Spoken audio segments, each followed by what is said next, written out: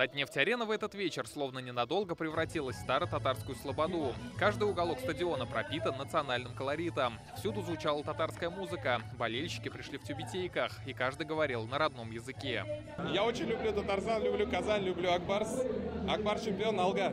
Хожу на все игры, ведь ведь хоккей и Акбарс — это не только хоккей, это еще знак Татарстана. Мы играем с гербом на груди, гербом Татарстана, поэтому Алга, Акбарс.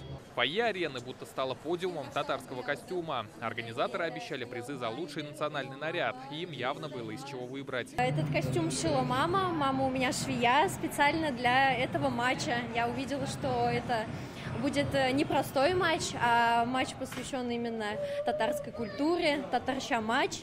И поэтому она мне шила, и я решила прийти. Даже барсику тюбетеечку сделала. Я считаю, необходимо такие матчи делать, потому что в основном здесь большинство татары, и всем, по-моему, очень интересно это. Особенным на этом матче было все. И даже гимн России сыграли на национальных музыкальных инструментах.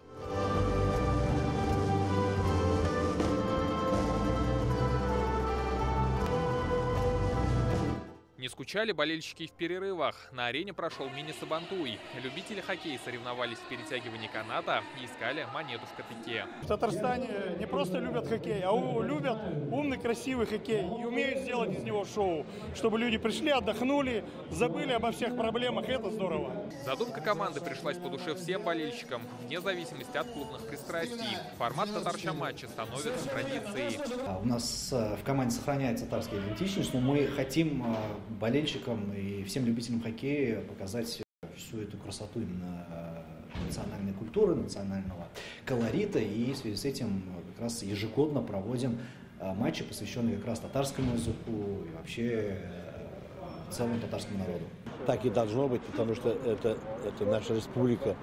Мы должны подавать пример и другим нациям. Мы умеем красиво одеваться, мы умеем красиво жить, так что с нас можно брать пример. Семенов пропустил, Яшкин подобрал, Радулов бросает, и Радулов забивает все-таки! Яркой выдалась и сама игра. Казанцы отыгрались со счета 1-3 и порадовали победой своих болельщиков и главного тренера, который проводил 1200-й матч в чемпионатах России. Самое главное — это наша голова. Все остальное у нас есть, вы знаете, умеете.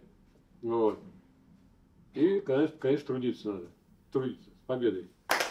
Подопечные Беллидинова на старте сезона подтверждают статус одного из главных фаворитов. У команды 2 победы в 2 стартовых матчах. Следующую игру казанцы проведут завтра. Дома Акбарс примет Сочи. Начало встречи в 7 вечера. Рамиль Галиуллин, Ильдар Софиуллин, Алмаз Зейдинов, ТНВ, Казань.